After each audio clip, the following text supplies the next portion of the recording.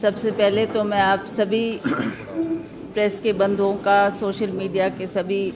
यहाँ पर आए महानुभावों का बहुत बहुत आभार और धन्यवाद व्यक्त करती हूँ। आज हम ये जो प्रेस कॉन्फ्रेंस करने जा रहे हैं, जहाँ पर पूरे प्रदेश में एक खुशी का माहौल है। कांग्रेस दोबारा सत्ता में आई है। इस विजय उत्सव को मनाने के लिए सभी के दिलों में एक उत्साह और खुशी का माहौल पूरे प्रदेश में दिख रहा है। मैं आपको बताना चाहती हूँ कि सबसे पहले तो मैं हिमाचल प्रदेश की जनता का और जन जन का आभार व्यक्त करना चाहती हूँ, जिनके सहयोग से, जिनके आशीर्वाद से हम इस चुनाव को जीत पाए। दूसरी बात, हमारे पार्टी वर्कर, पार्टी के सभी आला नेता, पार्टी का सभी छोटे से छोटा और बड़े से बड़ा वर्कर, इनका भी मैं दिल से बहुत बहुत आभार व्यक्त करती हूँ। जिस तरीके से इन्होंने इस चुनाव में काम किया और हमारे पार्टी को इस मकाम तक पहुँचाया, उसमें उनका भी बहुत बहुत आभार। आप सब जानते हैं कि हाई कमांड श्रीमती सोनिया गांधी जी, राहुल गांधी जी, प्रियंका गांधी जी, इनका बहुत बड़ा वरदहस्त हमारे ऊपर रहा, इनका आशीर्वाद रहा, जिसकी वजह से हम इस ये सफलता हमको मिल पाई। तो आज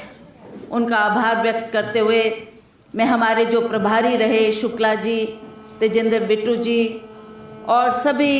कांग्रेस के जो बाहर से ऑब्जर्वर भी लगे, उनका भी आभार व्यक्त करना चाहती हूँ कि आपने भी रात दिन मेहनत करके हमको इस चुनाव में सफलता प्रदान की। सबसे पहले तो मैं आपको मुख्य कारण बताना चाहती हूँ कि ये जो चुनाव हमने जीता है, इसमें सबसे बड़ा कारण क्या रहा। स्वर्गीय वीरभद्र सिंह जी, जिनका एक चेहरा हर चुनाव में होता था और लोग उस चुनाव में बढ़ चढ़ के भाग लेते थे।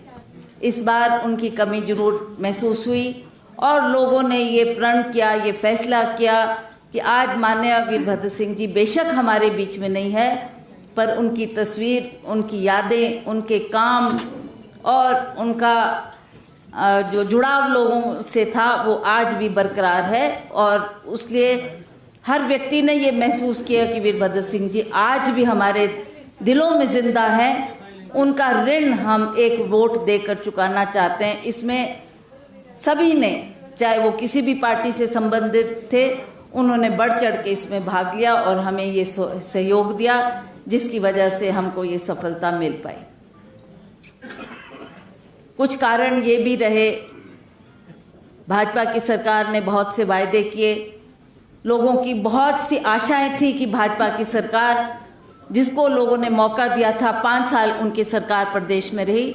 और 5 सालों में जयराम ठाकुर जी ने कोई ऐसा कार्य करके नहीं दिखाया कि उन्होंने हिमाचल प्रदेश की जनता के लिए कोई काम किया हो। बड़ा दुर्भाग्य रहा कि इसी कार्यकाल में कोविड आया और 2 साल कोविड में भी लोगों को लगा कि शायद हम जहां कुछ और काम नहीं कर पा रहे, कम से कम ये हमारे को स्वास्थ्य सुविधाएं देंगे और जो हमारे मरीज जिनको हम अस्पताल पहुंचा रहे हैं उनको मदद मिलेगी। चाहे वो ऑक्सीजन की उनको कमी लगी, दवाइयों की कमी लगी, उसमें भी ये सरकार बुरी तरह नाकाम रही। इन्होंने जो जिस तरीके का घोटाला इसमें हुआ है, वो भी एक बहुत ही दुखद बात है कि ऐसे कार्यकाल, ऐसे वक्त में जबकि लोग और मरीज मौत और जिंदगी से जूझ रहे थे, उस वक्त इन्होंने इतना बड़ा स्कैंडल ये जो हुआ है वो जग जाहिर है, सभी जानते हैं कि कहाँ तो सेवाएं देनी थी। और इसमें भी मैं ये कहना चाहती हूँ कि माननीय वीरभद्र सिंह जी ने जो बहुत पहले एक सोच की थी और एक ऑक्सीजन प्लांट जो लगाया, जिसकी वजह से बहुत सी जानें बची और इस सरकार से लोगों को लगा कि शायद हमारे को मदद मिलेगी, पर चारों तरफ निराशा ही निराशा दिखी। तो ये भी एक मुख्य कारण था। जहाँ तक इस सरकार की बात है, अब आप सब जानते हैं कि ना कोई विकास का काम हुआ,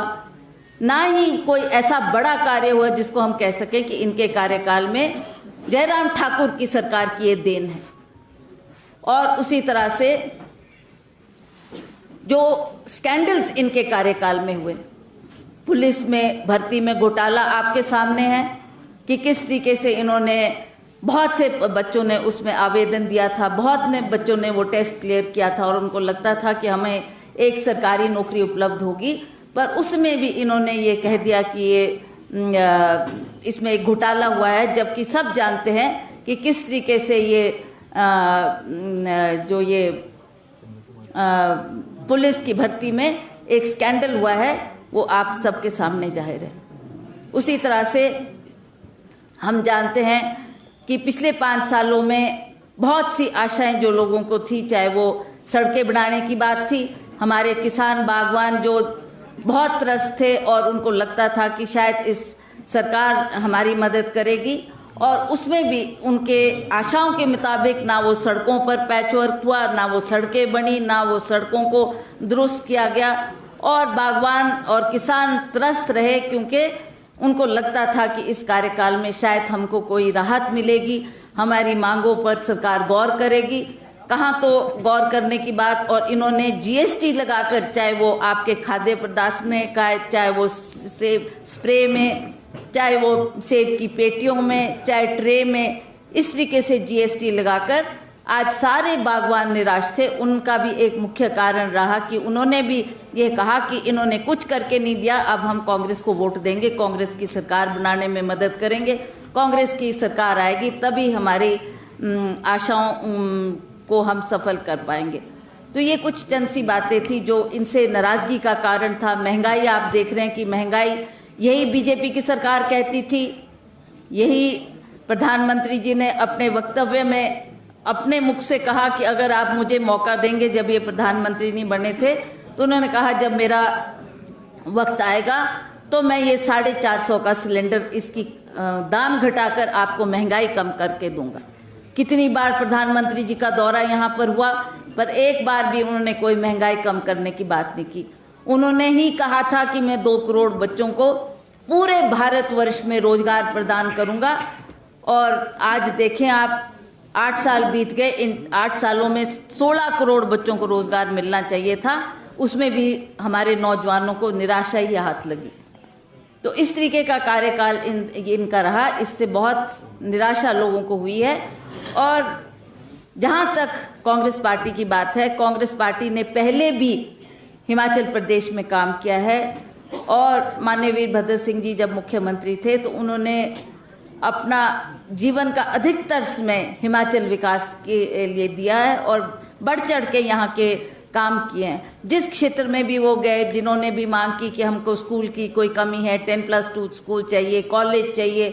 और वो अग्रिम में पैसा भी उसके लिए उपलब्ध करवा देते थे। As soon as he announced कि आई वाज गिविंग अ 10+2 और कॉलेज,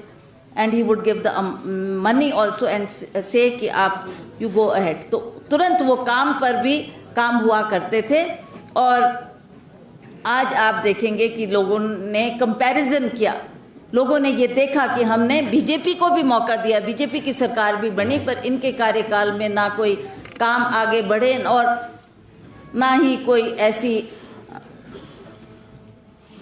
कोई बात ऐसी हुई जिससे हम इस सरकार को दोबारा रिपीट करने का मौका दें। तो मैं समझती हूँ कि इस बार हमने ओपीएस की बात की, ओल्ड पेंशन स्कीम को लेकर एक बहुत बड़ी निराशा लोगों के दिल में थी कि भाजपा के लोगों से हमने बार बार आवेदन किया, भाजपा की सरकार से आवेदन किया कि हमको ओपीएस लागू करके दें, पर हमने कहा कि अगर भाजपा ने नहीं किया तो हम आपको, हमारी सरकार बनेगी तो ओपीएस भी हम आपको लागू करके देंगे। और महिलाओं को जो अपना घर गृहस्थी चलाने में बहुत सी दिक्कतें आ रही है बढ़ती हुई महंगाई के कारण, तो हमने उनको कहा कि हम हर महिला को हर माह 1500 हमने उनको धनराशि देने की बात की है। और उसके अलावा हमने नौजवानों को, जो कि आज की डेट में भी 65,000 वेकेंट पद पड़े हैं, तो हमने कहा हमारी सरकार आएगी, हम इन पदों को भी भरेंगे और हम नए आयाम स्थापित करेंगे जिससे हम अपने नौजवानों को रोजगार प्रदान कर सकें।